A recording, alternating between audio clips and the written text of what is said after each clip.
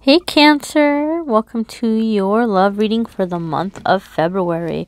We're going to jump right on in here and see what is coming up for our Cancer friends for the month of February. For those of you who don't know, I do a general reading every single week for all the zodiac signs for everything other than love. So like spiritual growth, finances, career, family life, all that good stuff I do once a week. And then at the beginning of the month and middle of the month, I'll do a love reading. So if you want to know about other areas other than just love life, be sure to check out the weekly forecasts that I have that are already up, as well as the pick a card readings that I do. And then that's also a great way to get more information about your life. But we're going to see what's happening for Cancer in February. Cancer, I'm feeling a sadness. I'm feeling a sadness as I'm connecting with your energy. I feel like for a lot of you, you're feeling like you're I don't want to say you're stuck, but you're feeling like you're having to make a decision that you don't want to have to make, having to do with your love life. For some of you, you feel like you're having to choose between maybe like family or friendships in your love life. Maybe some of you are feeling like there's toxic people that aren't wanting you to be happy and you're having to part ways with them so that you can focus on a relationship. For other Cancers, it could be that maybe you're getting ready to let go of someone. Like maybe you were waiting for somebody to come back, or you're with somebody and you know it's not going to work and you're going to have to pull away and you don't want to do that. But there just seems to be a sadness in the energy. It may not be true for all of you, for, all of you that are watching. Some of you might be like, no, I'm really happy. But that's just coming up initially for some people that might be tuning in. Now, your first card here, Cancer, is the High Priestess. And I want to, you guys saw me shuffle. I shuffled. I want to point out that this was the very first card that Aquarius received in their reading. And so some of you might be dealing with an Aquarius, although the High Priestess card is not an Aquarius card. It has to do typically with the sign of Taurus. So maybe some of you are dealing with a Taurus, or maybe some of you have Taurus in your moon or in your rising. When the High Priestess card comes up in a reading, it's basically letting us know that there's a really massive shift that's happening.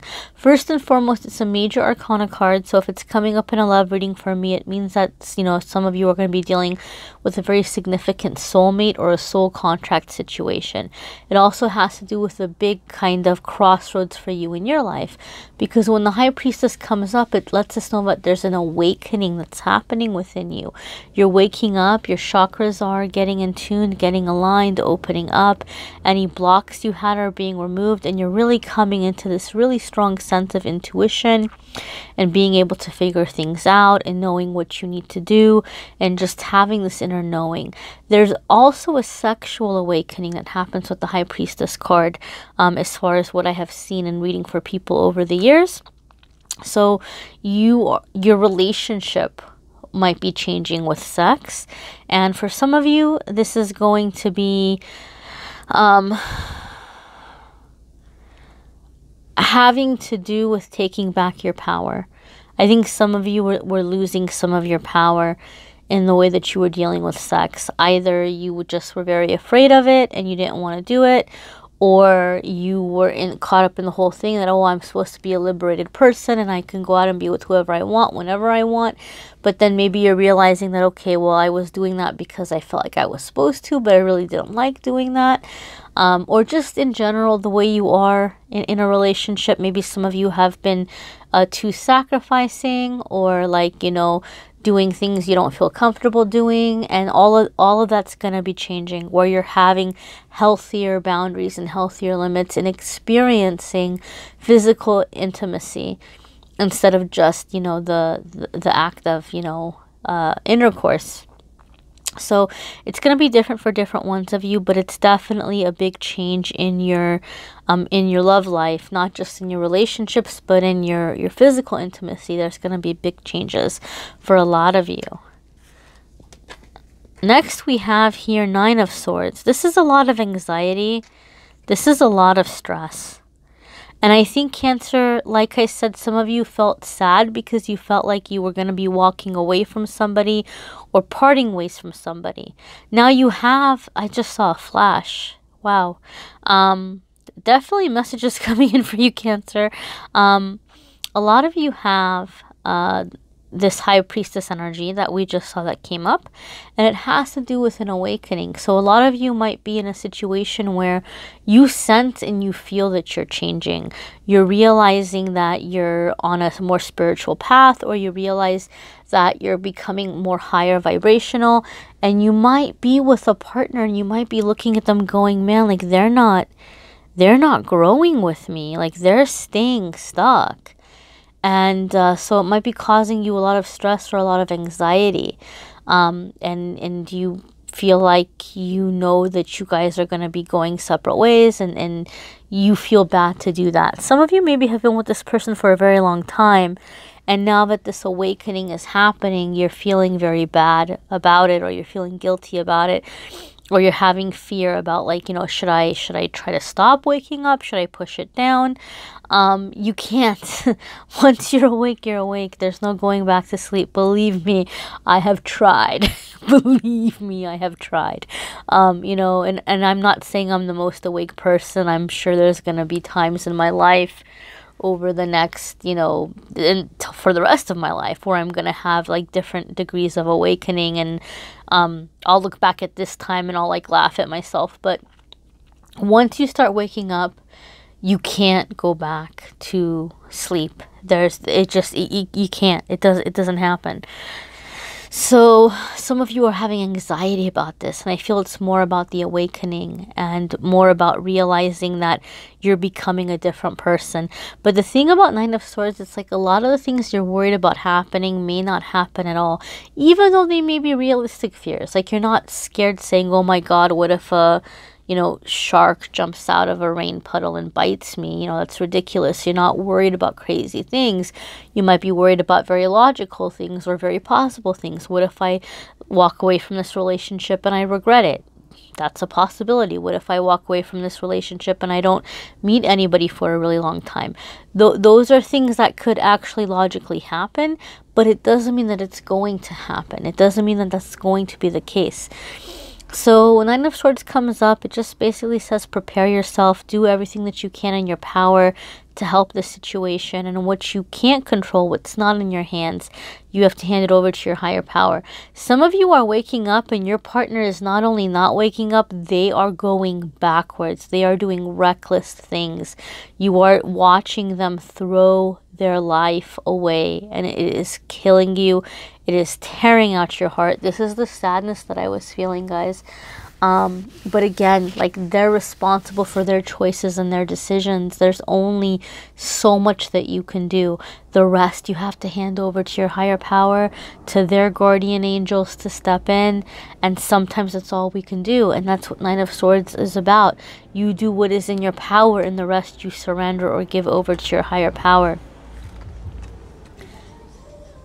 Your next card here is Three of Cups. Three of Cups has to do with celebration, getting out, celebrating, being in gratitude. In this sense, Cancer, I'm feeling that what is happening as you're going into your awakening, you are stepping out and you're beginning to find your soul tribe. And you're beginning to spend time with people who are upbuilding you, who are encouraging you. Some of you might even be not even that interested in love. Like, some of you are very, very hungry for friendship and companionship. And so you might have some serendipity happening here where you're going into this, energy of, just like, I'm just focusing on me, and I'm just gonna find people that I can click with. And then very unexpectedly, somebody new is coming in. And for some of you, this new person's coming in as you're trying to figure out about if you should walk away from a relationship. It's almost like it's that carrot that's dangling in front of you to motivate you to step forward. But a lot of you are coming into soul family at this time. And so the person that you are going to be calling in is going to be like life partner. This isn't just somebody where you're just, you know, willy-nilly dating or hanging out or hooking up with. Some of you may still be that energy. You're not looking for anything super serious. And therefore, like I said, serendipity, it might very well surprise you. You might even be like, look, I don't even want that. And all of a sudden this person's coming along and you're like, whoa. Like there was that song Neo had, if you get anybody remembers Neo, it was like, you're the best thing I never knew I needed. Some of you are having that kind of a moment, like, okay, I didn't realize I needed this person or that I wanted this, but wow, now that I'm getting a taste of it, I sure do want it. So some of you are having that kind of energy coming in. Your next card is Seven of Cups. This is confusion. This is confusion. You have big decisions to make about love life, Cancer. Ooh. My coffee spilled over. That was a message in itself. You have big decisions to make about love life. And it's funny to me because that was a message for me too. I'm not a Cancer, but I have a Cancer in my life who is very, very opinionated about my love life. Ooh, so like I said, you're going to have some complicated decisions, and you might be in this energy where you're feeling like you might have to pick and choose between a relationship with somebody and an existing relationship or a love relationship. And some of you just might be in this energy of not knowing if you want to stay or go in a relationship. So what I'm trying to say, if that wasn't clear, and I'll try to clarify here. You might have somebody in your personal life who's super opinionated about what you're doing. And they may be in some ways blocking your love life. They may be in some ways not wanting you to be with someone, okay? It could be a friend who like feels like if you're gonna go and be in this relationship, they're gonna see you less or they're not gonna have you around. It could be a family member that's just really worried about you growing up and moving on, even though you might very well be an adult. You know, you're like, I'm 55 years old. What do you mean? What about me growing up? You know, or whatever it might be. So, you know, there could just be someone who's very codependent on you or had codependency with you, and you're breaking out of the codependency and they're having a very hard time with it. And so some of you are feeling pain in that way. You're feeling pain in the sense, in the way that like you're realizing that you're going to have to make a choice here, and it might be a difficult choice to make. All right. Some of you are having to choose between more than one romantic option, and that's giving you a lot of stress. And that's, well, maybe not a lot of stress, but it's giving you some confusion. Like you don't know what to do. You're not sure what to pick. But anytime Seven of Cups comes up, it just basically says take a moment, review the options, do a little bit of thinking, meditating, research even sometimes, and you'll be able to make a decision before you know it, right? If you're putting the pressure on yourself to figure it out, you're going to have a lot of anxiety and it's going to be harder to figure out. But if you're just kind of sitting and reviewing the different options and thinking about them one by one and taking the pressure off yourself, before you know it, you're going to figure out, you're going to feel and sense what the right direction is going to be for you. Your card here is the Sun, my dears. So the Sun is the outcome. This is about true love. And some of you are having to pick between true love and happiness and the pain of your past. And you might hear that and say, that's a no-brainer. Of course I want true love and happiness. But Cancer, a lot of you that are watching this video, and like a lot of the people that are drawn to my videos, you're going through an awakening. And you're not the same person today that you were 6 months ago. And a lot of you were born into very toxic environments, or a lot of you have had a lot of people in your life that have held you down. And now that you're waking up and you're taking your life back and you're coming into this essence of yourself, you're calling in this massive soulmate. You're calling in like the person for the rest of your forever, you know? And, you know, some of you are with somebody now, and somebody higher is coming in, and that's going to be a difficult decision for you to make. And some of you are single, and you've been single for a long time, and finally the person that you've been praying and wishing for is coming in. But there's going to be people in your life, for a lot of you Cancer, who aren't happy about it, and they're trying to make you feel guilty. They're trying to make you feel like you're being selfish, or that you're going to regret this decision, or this person is too good to be true, or this person is, you know, this, or this person is that. And anytime we're going through that massive of a shift from miserable, toxic environment to being happy, the toxic people in our life don't make it easy for us. They make us doubt ourselves. The negative ego comes up and makes us doubt ourselves. So it's not always the easiest decision. It's not always a no-brainer. I love to work with the archangels. Anytime I do a private reading, those of you who have had a private reading with me, you know I call in Archangel Michael and Archangel Raphael, and then based on the situation, what other archangel needs to come into the reading to help. But you know, you can call on Archangel Michael to protect you and shield you from the negativity. You can call on Archangel Raphael to heal your heart. You can call on Archangel Uriel to help you with courage and not giving up and seeing you through to this victory. And it can happen, and you can have these things, and you can have this joy. But, you know, your past isn't going to make it easy for you to make this decision.